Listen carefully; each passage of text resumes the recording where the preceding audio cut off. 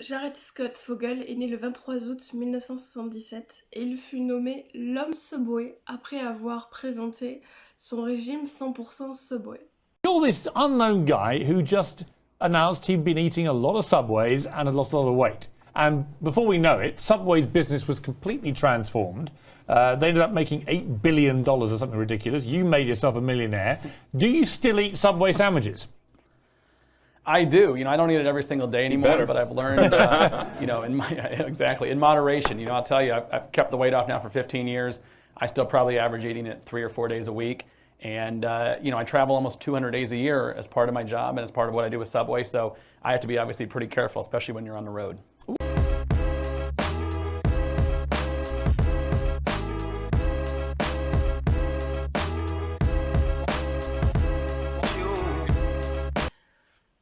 Comme je l'ai dit tout à l'heure, Jared est né en Indianapolis le 23 août 1977 et il va y grandir avec ses parents, son frère et sa sœur. Jared va s'inscrire à l'université en 1999 et c'est à ce moment-là qu'il va connaître le Subway. En avril 1999, le colocataire de Jared va écrire à Indiana Daily par rapport à son colocataire qui aurait perdu 111 kilos en faisant seulement un régime Subway.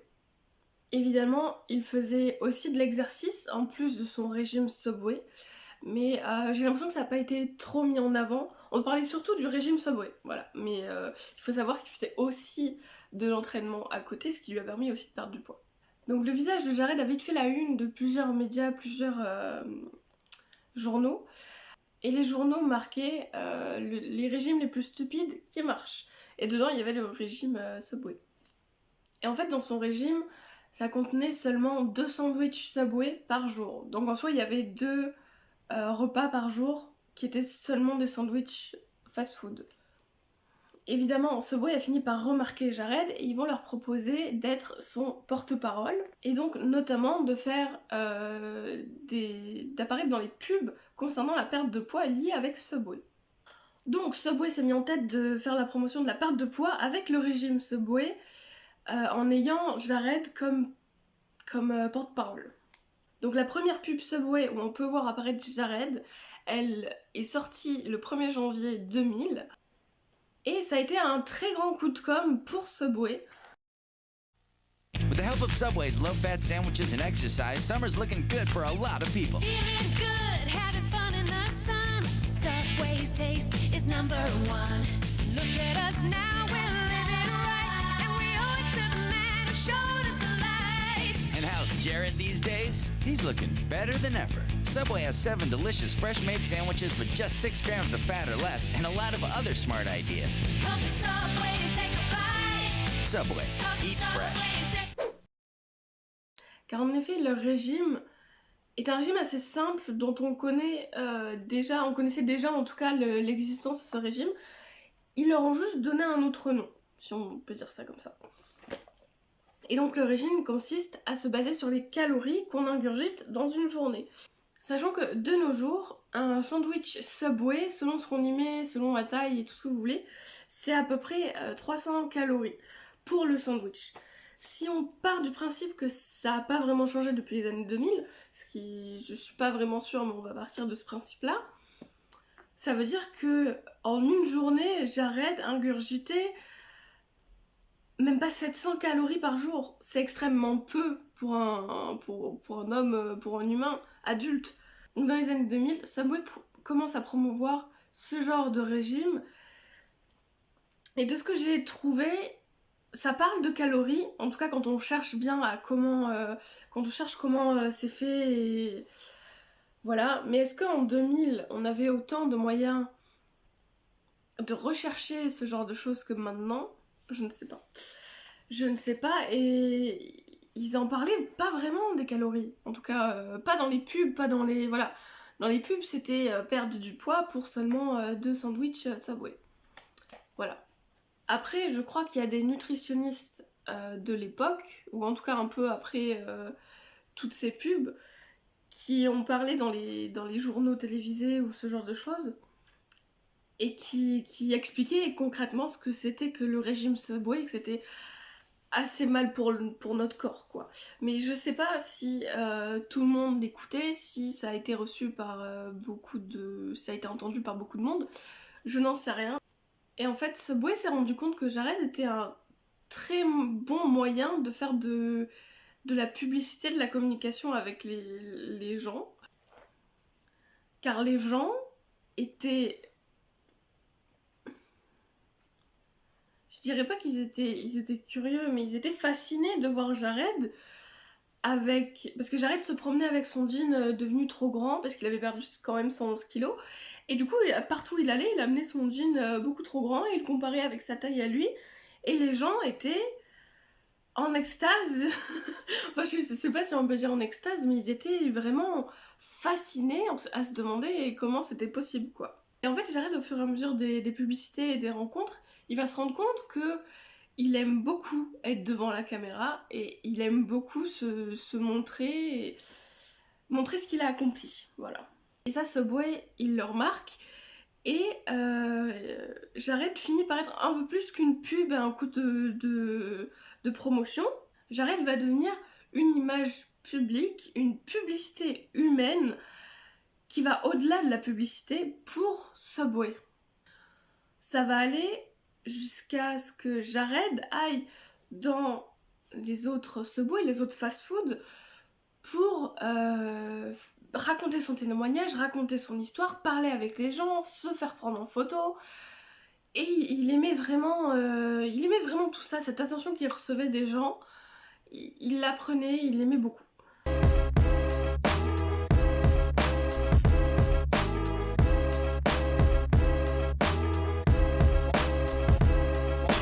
On va parler de Rochelle Herman Walrand, journaliste et podcasteur.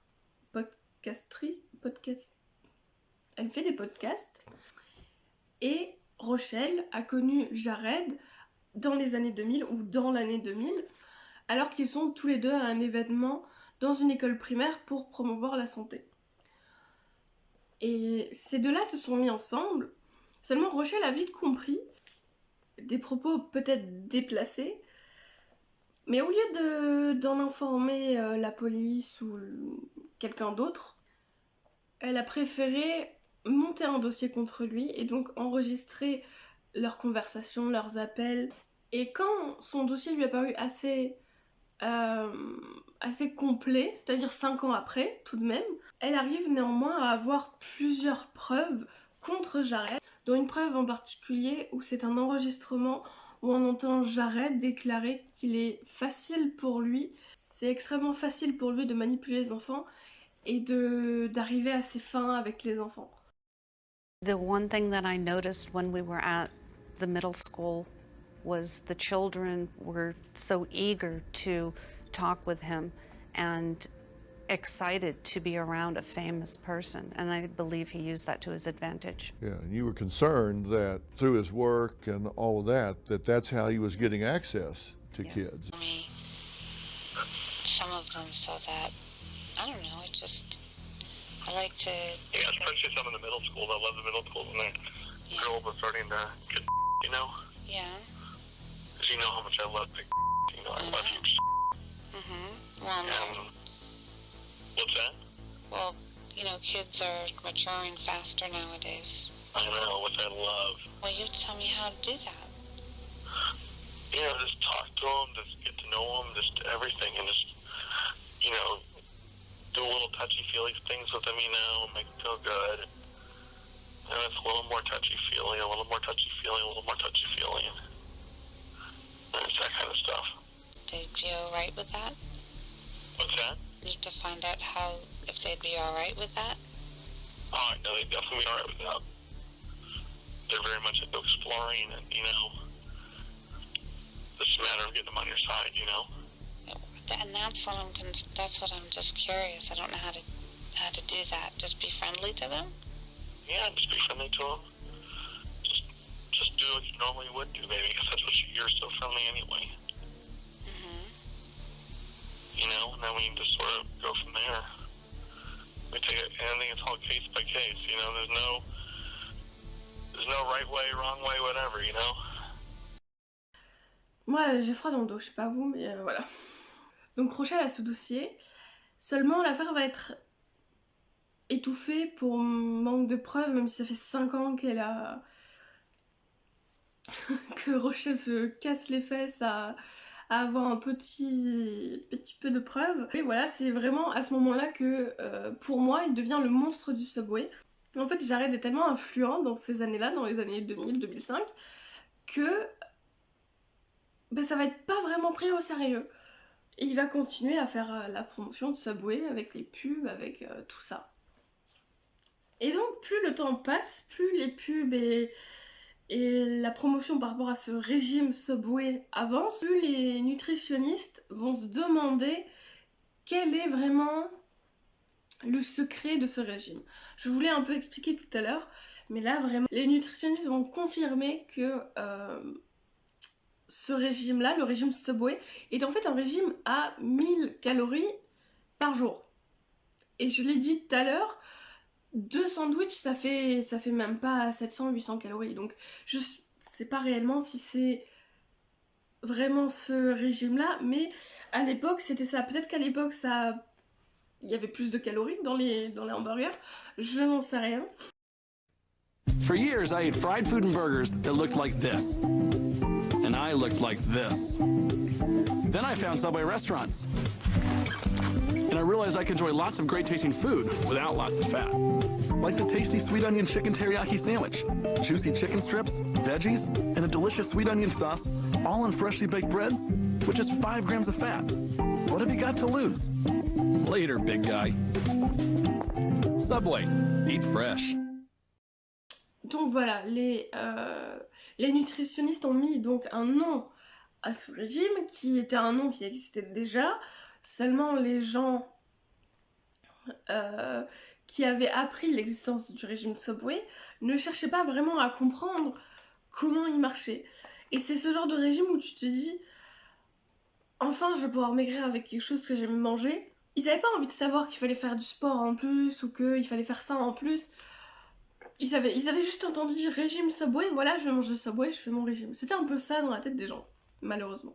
Mais plus les nutritionnistes faisaient partager leurs découvertes avec le public, plus ils se sont rendus compte que déjà c'était un régime qui était extrêmement mauvais pour la santé.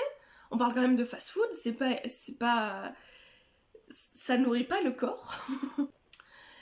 Et surtout, imaginez qu'il y ait des enfants, parce que c'était ça tout le but de la promotion santé, régime, tout ça, c'était parce que on est aux États-Unis dans les années 2000, il y a de plus en plus d'obésité. Arrêtez-moi si je dis des conneries, hein, s'il vous plaît. Mais voilà, on voulait protéger la santé des enfants. Et du coup, Subway et Jared étaient tournés sur la santé des enfants. Mais les nutritionnistes ont confirmé que c'était encore plus mauvais pour les enfants que c'était pour les adultes. Donc c'est pas vraiment le bon régime à faire pour un enfant. Déjà, il n'y a pas de régime à faire pour un enfant. Désolée si c'est une populaire opinion ou pas. C'est un enfant, laissez-le vivre. Mais comment vous dire que pour Subway, Jared était une mine d'or. Jared a quadruplé les revenus de Subway en 10 ans. Pour eux, en tout cas aux États-Unis, ça a été, je pense, les meilleurs 10 ans de tout Subway. Et donc, ils pouvaient pas vraiment aller dans le sens des nutritionnistes parce que ça serait perdre leurs revenus, ça serait perdre Jared et le coup de pub qui l'amenait au Subway. Et donc, Jared comprend que aller de ville en ville pour promouvoir son régime contre l'obésité, c'était quelque chose qu'il aimait beaucoup faire, et notamment juste le fait de prendre soin de la santé des enfants, c'était quelque chose qu'il aimait beaucoup. En tout cas, c'est ce qu'on a dit à ce moment-là. Et donc en 2004, Jared a décidé de créer une association qui lutte contre l'obésité pour les enfants, contre l'obésité chez les enfants. Je pense que c'est mieux. Et son plan, c'était d'apprendre aux enfants à manger plus sain dès le plus jeune âge. Évidemment, les enfants, en entendant son histoire, Jared, ils prenaient Jared comme une idole, c'était leur idole, vraiment. Il faut pas oublier que Jared, à peu près à ce moment-là où il a créé son association, il était encore dans les pubs Subway, Il a visité une centaine d'écoles primaires en seulement 1 an. Seulement, quand on a quelque chose qui génère de l'argent, qui dit argent, on dit fraude. L'association de Jared aurait généré entre 2008 et 2013 650 000 $. Je suis désolée, je suis mauvaise en chiffres. Seulement, il n'y en a que 145 000 qui ont été versés pour la lutte contre l'obésité chez les enfants. Voilà, mais le plus important, ce que j'essaye d'appuyer depuis tout à l'heure, depuis le début de l'histoire, c'est que Jared avait un contact permanent, ou quasi permanent, avec les enfants. Et c'était dans cette même période-là que Jared a commencé à avoir des relations hors mariage, notamment avec Rochelle, on en a parlé tout à l'heure. Donc on est en 2007, et pour l'instant, la vie de Jared a l'air parfaite. Il est marié à sa première femme, il a des relations hors mariage, il fait son association, il passe son temps avec des enfants, il gagne de l'argent. La vie parfaite pour lui. Seulement en 2007, c'est le moment où l'économie américaine est en crise. Et là, Subway se dit, il va falloir faire un petit changement, quand même. Un petit changement. Ça fait 10 ans qu'on passe les pubs de Jared sur le régime, Subway, tout ça. Il va falloir changer, il va falloir tout changer. Subway change de campagne pub pour essayer de relancer un peu leur économie avec la crise.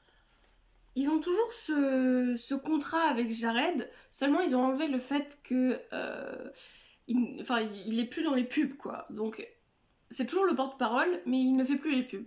Le contrat a un peu changé, mais il est toujours présent avec Subway, en tout cas. Peu après le changement de Subway, son premier mariage en tout cas, vole en éclats. Et sa première femme décide de remplir une mesure d'éloignement contre son ex-mari, car il serait devenu violent et contrôlant. On parle bien de Jared. Hein.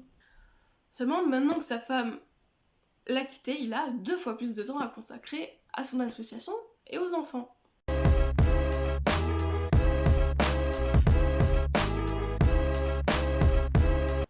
Donc Jared passe tout son temps entre les écoles à faire des allers-retours entre son asso et les écoles primaires, ou en tout cas les entrevues qu'il donne aux enfants.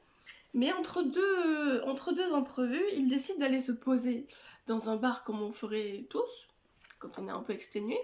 Et c'est là qu'il va rencontrer Russell Taylor. Et les deux s'entendent de suite extrêmement bien. Russell, c'est un homme qui a déjà une femme et 2 enfants, et qui, quand Jared lui apprend qu'il bosse avec les enfants, de suite adore l'idée. Un soir, Jared vient demander de l'aide à Russell parce qu'il a besoin d'un conseil par rapport à un discours qu'il doit faire dans une école primaire. Russell accepte de l'aider et le discours sur lequel il va bosser avec Jared va faire sensation. Un peu plus tard, Jared va de nouveau demander de l'aide à Russell, puis au fur et à mesure, Jared va lui demander de l'accompagner, de venir avec lui dans ses voyages. Et pendant un de leurs voyages, les deux sont à un strip club, et Jared va pointer du doigt une jeune fille et va demander à Russell « Si tu arrives à me la faire monter dans ma chambre, je te paierai. » Il l'a fait, et les deux ont eu une relation sexuelle avec la fille. Finalement, Jared va engager Russell dans l'association comme directeur exécutif. Et donc les deux vont faire un peu le tour du monde pour rencontrer les enfants la journée, et la nuit, ils vont aller rejoindre des clubs de prostitution, et souvent, ils vont demander aux propriétaires du bordel, je sais pas si on peut dire ça comme ça encore, mais voilà, ils vont demander à la personne qui gère un peu toute la prostitution d'avoir une fille mineure. Et donc Russell, avec le temps, est devenu de plus en plus parano par rapport à tout ce qu'il faisait avec Jared, quoi. Et il a décidé de mettre des caméras un peu partout dans le bâtiment de l'association. Et en fait, il avait surtout peur qu'on lui vole des affaires, qu'on fouille dans des choses, des affaires à lui qui auraient pas dû être fouillées. Et c'est comme ça qu'il a commencé à mettre des caméras un peu partout, des caméras cachées, invisibles, à l'œil. Seulement, Jared va voir du potentiel dans ces caméras cachées. De mars 2011 à avril 2015, Russell va produire de la pédopornographie avec les images qu'il a eues grâce à ses caméras cachées, notamment... En fait, c'est surtout des enfants qui s'habillent et qui se déshabillent. Mais voilà, c'est quand même de la pédopornographie. Et je tiens à dire que les plus jeunes enfants sur ces vidéos avaient 6 ans. Et Jared, on sent qu'il commence à prendre la grosse tête un peu, à avoir les chevilles qui enflent. Parce qu'il va souvent rappeler à Russell de l'appeler Daddy, en disant c'est Daddy qui paye tout. Au fur et à mesure qu'il développait ces films pornographiques, ils ont eu l'idée d'en mettre dans des chambres d'enfants dans un peu toute la ville. Voilà. C'était l'info en plus qui donne froid dans le dos. Pourtant, en 2010, Jared va se marier une seconde fois, va trouver une seconde femme.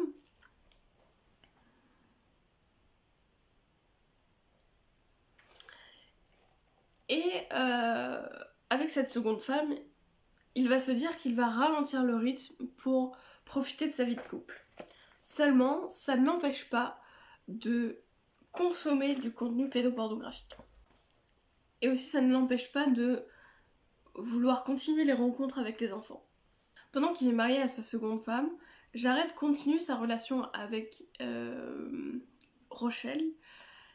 Et c'est à peu près à ce moment-là que Rochelle va mettre un terme à leur relation. Il faut pas oublier qu'elle est en train de monter un dossier contre lui. En fait, Jared va un jour venir la voir pour lui demander s'il peut placer des caméras dans la chambre de ses 2 enfants. Et donc c'est à peu près à ce moment-là qu'elle décide de tout arrêter avec Jared et de faire passer son dossier au FBI.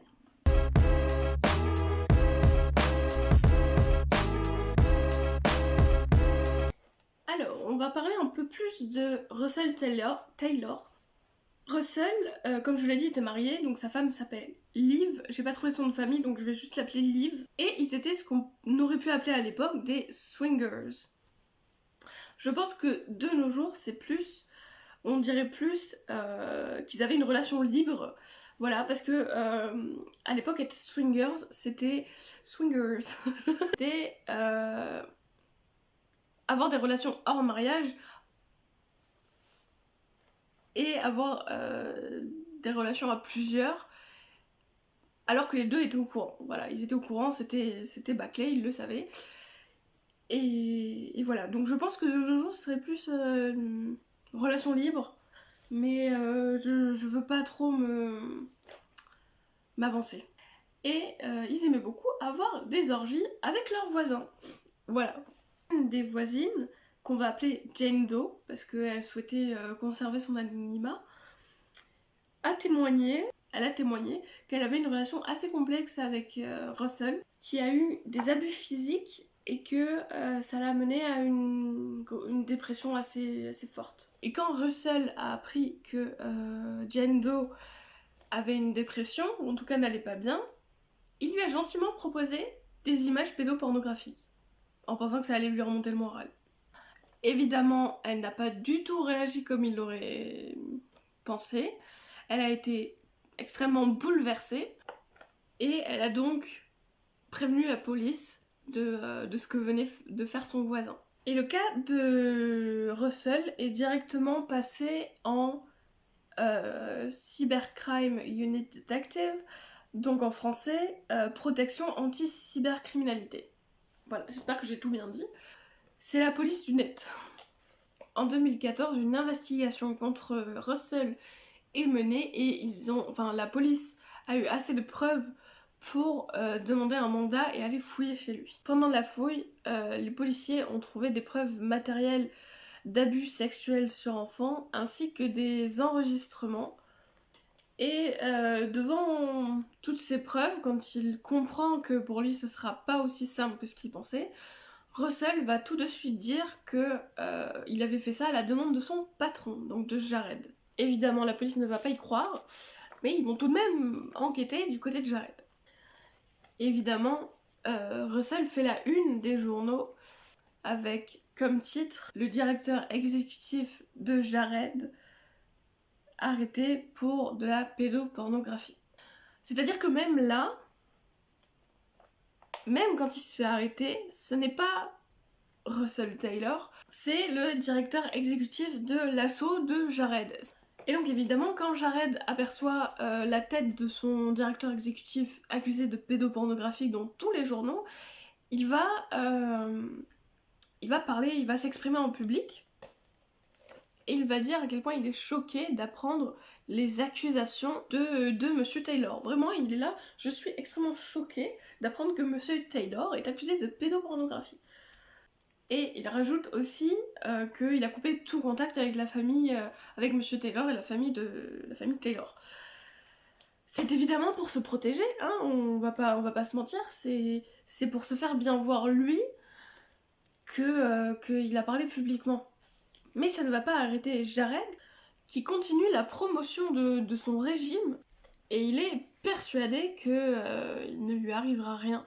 Un mois après la fouille de chez Russell Taylor, la police a obtenu un mandat pour fouiller la maison de Jared. Et c'est à 6h tapantes, 6h précises, toujours très très tôt chez les policiers, et fouiller sa maison. Sachant que la police avait avec eux des chiens pisteurs, non pas pour les drogues, mais pour les appareils électroniques. Je ne savais absolument pas que ça existait, je l'ai découvert en recherchant sur cette histoire, je trouve ça incroyable. Mais voilà, c'est des chiens qui sont censés sentir les disques durs, les appareils électroniques, les clés USB, les RAM, enfin bref. Et ils avaient ça justement pour trouver des disques durs ou des appareils électroniques sur lesquels Jared aurait stocké des choses pas très catholiques. Et en plus des chiens, évidemment, ils avaient du matériel pour faire ce genre de recherche. Et effectivement, les chiens ont trouvé 2 disques durs, ou 2 périphériques plutôt, avec dessus de la pédopornographie. Que c'est étonnant. Et là, en tout cas, je sais pas si lui comprend qu'il est foutu, mais Subway le comprend. Subway le comprend et décide de le lâcher, de ne plus jamais lui parler. Voilà, il décide de ne plus rien avoir avec lui. Sa femme le divorce, et toute l'attention qu'il avait sur lui se détourne de lui. Va autre part. Tout le monde ne le regarde plus comme une idole, en tout cas. Après, on va se demander comment ça se fait que Subway l'ait suivi autant de temps, autant d'années, et que c'est qu'une fois que les policiers aient fouillé sa maison et trouvé beaucoup de preuves qu'ils décident de laisser tomber Jared, en tout cas ce qui était leur porte-parole, leur pub. Comment ça se fait que Subway n'a rien vu avant, que Subway a forcément entendu des choses? On va retourner un peu dans le temps, notamment en 2004, où le vice-président senior, je suis pas du tout sûre du nom, mais c'est comme ça qu'il était marqué en anglais, j'ai essayé de traduire comme je pouvais. Le vice-président senior reçoit une plainte à propos de Jared, et cette plainte dit que Jared a fait des avances sexuelles à une mineure pendant une promo à Las Vegas. Évidemment, ça a été enterré, tassé et oublié jusqu'à 2014. Le Subway de Floride a prévenu le manager du Subway à propos de Jared parce qu'il faisait des remarques déplacées aux enfants. Et quand on l'a un peu mis devant le fait, Jeff Moody a dit qu'il n'y avait aucun caractère sexuel dans les actes de Jared. Voilà. De plus, au moment du divorce et de toutes les révélations sur Jared, son ex-femme, donc de son 2e mariage, a affirmé que Subway était au courant, parce que Subway lui avait caché les gestes déplacés que son mari faisait aux enfants pour qu'il reste concentré sur son travail. Oui. Donc en fait, on peut même pas en vouloir à sa femme, parce qu'on aurait pu se dire, ouais, comment elle a pas vu ça, et comment elle a pas vu ça. Katie McLaughlin says she didn't know her husband of 6 years was a pedophile. When the FBI showed up at the door of their Indiana home with a search warrant, looking for evidence her husband was a pedophile. That's how you found out about this? That's how I found out. Was the FBI knocking on your door? Yes. No, I knew nothing about his involvement in anything.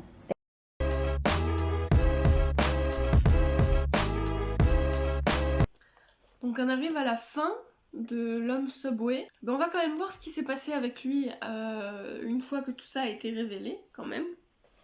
Donc évidemment il a été arrêté juste après le raid qui s'est passé chez lui et il a même plaidé coupable pour avoir eu des gestes déplacés sur mineurs et il aurait plaidé coupable pour possession de pédopornographie. Donc de base Jared aurait dû avoir 35 ans de prison. Et disons que le fait qu'il aide les policiers à trouver les preuves et le fait qu'il collabore avec les policiers et qu'il amène lui-même des preuves, ça lui a fait baisser sa sentence de prison. À cause de tout ça, il est passé de 35 ans à 27 ans de prison. Sa fortune va être dispersée entre les dommages et intérêts pour les victimes, qui s'élèvent à 1,4 million d'euros. Et une autre partie va être donnée à sa femme pour le divorce, concernant le divorce.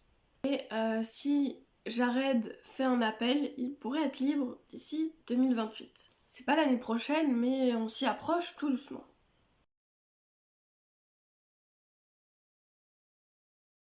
Hi, I'm Jared the Subway guy, and this is my story. Young guy eats too much junk food and gains a lot of weight.